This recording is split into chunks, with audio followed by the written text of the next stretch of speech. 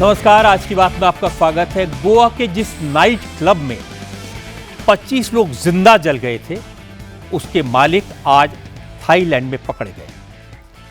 सौरभ लूथरा और गौरव लूथरा फिलहाल थाईलैंड की इमिग्रेशन एजेंसी की गिरफ्त में है। दोनों को फुकेट के एक डिटेंशन सेंटर में रखा गया है। गोवा के चीफ मिनिस्टर प्रमोद सावंत ने कहा कि birch boy Romeo Lane club के पार्टनर को पहले ही पकड़ा जा चुका है। अब गौरव लूथरा और सौरभ लूथरा को भी जल्दी ही गोवा लाया जाएगा। सौरभ लूथरा और गौरव लूथरा का पकड़ा जाना इसलिए बड़ी बात है क्योंकि दोनों पूरी तैयारी के साथ उसी रात देश छोड़कर भाग गए थे जिस रात गोवा के क्लब में आग लगी थी। जिस वक्त फायर ब्रिगेड नाइट क्लब में आग बुझाने की कोशिश में जुटी थी, जैसे ही इस अग्निकांड में 25 लोगों की मौत की खबर आई, वैसे ही सौरभ लूथरा और गौरव लूथरा ने थाईलैंड की टिकट कटा ली और क्लब की आग बुझ पाती, पुलिस एक्शन में आ पाती, इससे पहले ही दोनों इंडिगो की फ्लाइट पकड़कर थाईलैंड भाग गए। नोट करने वाली बात है कि जैसे ही गोवा पुलिस के रिक्वेस्ट पर इन दोनों के खिलाफ ब्लू कॉर्नर नोटिस जारी हुआ, जब इन दोनों को लगा कि वो बच नहीं पाएंगे, तो दोनों ने वकील के जरिए कोर्ट में एंटीसिपेटरी बेल की एप्लीकेशन लगा दी।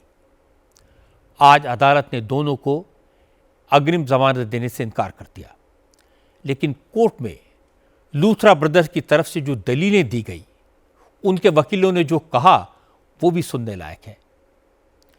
इन दलीलों से पता चलता है कि दोनों भाई कितने शातिर हैं। इन दोनों भाइयों ने नाइट क्लब और कैफे के धंधे से पिछले कुछ साल में कितना पैसा बनाया, इनकी कितनी कंपनियां चलती हैं, ये पैसे के दम पर नियम कानून को कैसे ताक पर रखते हैं और इनके गोरख धंधे में मदद करने वाले अफसरों के खिलाफ क्या एक्शन हो रहा है, ये सारी बातें मैं आपको बताऊंगा आज की बात में। लेकिन सबसे पहले आपको दिखाता हूं सौरभ लूथरा और गौरव लूथरा थाईलैंड में कैसे पकड़े गए और अब इनकी हालत क्या है। थाईलैंड से जो तस्वीरें आई हैं उसमें लूथरा ब्रदर्स के हाथों में हथकड़ी है। दोनों भाई अपना अपना पासपोर्ट लेकर थाई पुलिस के सामने मुंह लटकाए खड़े हैं। हालांकि दोनों के पासपोर्ट पहले ही सस्पेंड कर दिए गए थे, ब्लू कॉर्नर नोटिस भी जारी हो गया था। इसके बाद दोनों की लोकेशन ट्रेस की गई जो फुकेट में मिली। फिर थाई पुलिस को खबर दी गई और दोनों पकड़े गए। आज गोवा के मुख्यमंत्री प्रमोद सावंत ने कहा कि सिर्फ 4 दिन के भीतर विदेश भागे आरोपियों को पकड़ा जाना बड़ी बात है। उन्होंने जो प्रॉमिस किया था वो केंद्र सरकार की मदद से पूरा हो गया। अब सौरभ लूथरा और गौरव लूथरा को तुरंत गोवा लाकर उनके खिलाफ कानून के तहत सख्त से सख्त कार्रवाई की जाएगी। आज इंडिगो की वजह से परेशान लाखों पैसेंजर्स के लिए भी थोड़ी राहत देने वाली खबर आई है। पिछले 10 दिन में इंडिगो की फ्लाइट्स कैंसिल होने की वजह से जिन लोगों को मुसीबत का सामना करना पड़ा था, अब इंडिगो एयरलाइन उन यात्रियों को मुआवजा देगी। इंडिगो उन पैसेंजर्स को 5 से 10 हज़ार रुपये का वाउचर देगी जो 3, 4 और 5 दिसंबर के क्राइसिस के शिकार हुए, जिनकी फ्लाइट्स कैंसिल हुई थी। इंडिगो की तरफ से जारी बयान में कहा गया कि क्राइसिस से प्रभावित पैसेंजर्स को 5 से 10 हज़ार रुपये तक ट्रैवल वाउचर दिए जाएंगे। ये उनके टिकट रिफंड के अलावा होगा। इस वाउचर का इस्तेमाल पैसेंजर्स अगले 12 महीनों में इंडिगो की फ्लाइट बुक कराने के लिए कर सकेंगे। आज पार्लियामेंट से हैरान करने वाली खबर आई। एक सांसद महोदय लोकसभा में बैठकर ई सिगरेट पी रहे थे। कुछ मेंबर्स ने उनकी इस हरकत को देख लिया, सदस्यों ने आपत्ति जताई, फिर हंगामा हुआ, जांच की गई, स्पीकर से एक्शन लेने को कहा गया। जिस वक्त हंगामा हुआ उस वक्त सदन में बीजेपी के नेता अनुराग ठाकुर बोल रहे थे। जैसे शोर शराबा शुरू हुआ तो अनुराग ठाकुर ने स्पीकर से इस मुद्दे पर रूलिंग देने को कहा। अनुराग ठाकुर ने कहा कि ई सिगरेट तो पूरे देश में बैन है। 6 साल पहले 2019 में ई सिगरेट पर देश भर में पाबंदी लगा दी गई है। फिर कोई सांसद लोकसभा में बैठकर कैसे ई सिगरेट पी सकता है। जहां तक तृणमूल कांग्रेस के नेताओं का सवाल है, वो हर मुद्दे को बंगाल के चुनाव से जोड़ देते हैं। ई सिगरेट को भी जोड़ा और एसआईआर के इशू को भी बंगाल में चुनाव से जोड़ दिया और फिर ममता बनर्जी को एक और मौका मिल गया। असल में आज चुनाव आयोग ने 6 राज्यों में एसआईआर का वक्त बढ़ा दिया, लेकिन बंगाल में डेडलाइन नहीं बढ़ाई गई। बंगाल में आज एसआईआर का एनुमरेशन फॉर्म जमा कराने का आखिरी दिन था, लेकिन ममता बनर्जी ने फॉर्म नहीं भरा। एसआईआर के खिलाफ आज ममता ने नदिया में बड़ी पब्लिक मीटिंग की। इससे पहले बंगाल के दूसरे हिस्सों में इसी तरह की 5 रैलियां कर चुकी हैं। आज की रैली में ममता ने कहा कि वो तीसरी बार मुख्यमंत्री पद संभाल रही हैं। आज बंगाल से एक और बुरी खबर आई। संदेश खाली में तृणमूल कांग्रेस के नेता शाहजहां शेख पर उसके खिलाफ केस में गवाह के बेटे की हत्या का आरोप लगा। संदेश खाली में हिंदू महिलाओं के साथ रेप और हिंदुओं के जमीनों पर कब्जे के आरोप में शाहजहां शेख जेल में बंद हैं।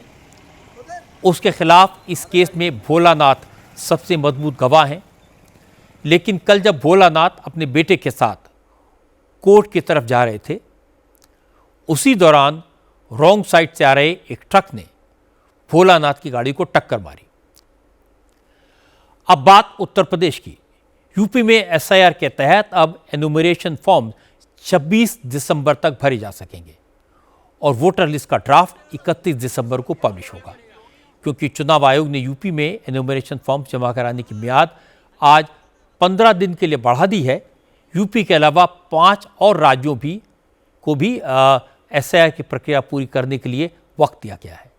तमिलनाडु और गुजरात में एसआईआर का प्रोसेस अब 14 दिसंबर तक पूरा करना होगा। इसी तरह मध्य प्रदेश, छत्तीसगढ़ और अंडमान निकोबार में एसआईआर के एनुमरेशन फॉर्म्स 18 दिसंबर तक कलेक्ट किए जा सकेंगे। अब एक खबर राजस्थान से। राजस्थान के हनुमानगढ़ में एथेनॉल फैक्ट्री के खिलाफ किसानों का विरोध अब वायलेंट हो गया। किसानों ने ट्रैक्टर से फैक्ट्री की दीवार तोड़ डाली, फैक्ट्री के काम में लगी गाड़ियों को आग के हवाले कर दिया। किसानों के हंगामे में कई पुलिस वाले घायल हुए। हालात को काबू करने के लिए पुलिस को लाठीचार्ज करना पड़ा। पुलिस के एक्शन में कांग्रेस के विधायक अभिमन्यु पूनिया समेत 50 लोग घायल हुए। पुलिस ने लाठियां चलाई तो किसान भड़क गए। उन्होंने पुलिस पर जवाबी हमला किया। पुलिस की गाड़ियों को आग के हवाले कर दिया। दिल्ली दंगों के आरोपी उमर खालिद को आज कोर्ट ने इंटरिम बेल दे दी है। उमर को अपनी बहन की शादी में शामिल होने के लिए 16 से 29 दिसंबर तक की जमानत दी गई है। दिल्ली की कड़कड़डूमा कोर्ट के एडिशनल सेशन जज समीर वाजपेयी ने उमर खालिद को जमानत देने के साथ साथ उनके ऊपर कड़ी शर्तें लगाई हैं। उमर खालिद इस दौरान किसी भी गवाह या अपने केस से जुड़े किसी शख्स से कांटेक्ट नहीं करेगा।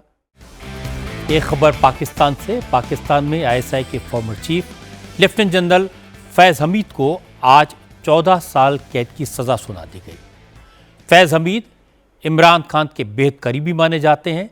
जब इमरान खान पाकिस्तान के वज़ीर आज़म थे, उस वक्त लेफ्टिनेंट जनरल फैज़ हमीद 2019 से 2021 तक आईएसआई के चीफ थे। 2021 में फैज़ हमीद के ट्रांसफ़र को लेकर इमरान खान और उस वक्त के आर्मी चीफ कमर जावेद बाजवा के बीच झगड़ा हुआ था। लेकिन जैसे ही इमरान खान की कुर्सी गई, उसके बाद ही फैज़ हमीद का बुरा वक्त शुरू हो गया।